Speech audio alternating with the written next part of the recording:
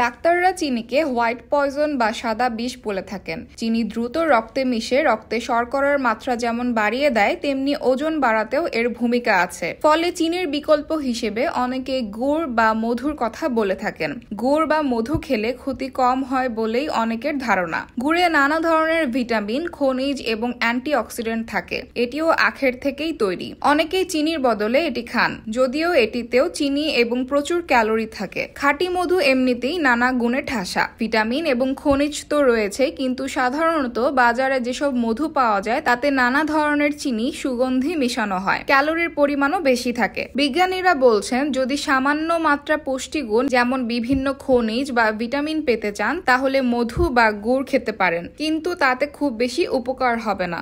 আর যদি ক্যালোরির কথা ধরেন তাহলে সবগুলোতেই প্রায় সমান মাত্রায় উচ্চ ক্যালোরি রয়েছে। ফলে চিনির বদলে গুড় বা মধু খেয়ে বিশেষ লাভ হবে না। সেক্ষেত্রে মিষ্টির পরিমাণ কমাতে হবে, না হলে ওজন বৃদ্ধির মতো সমস্যা হতেই থাকবে।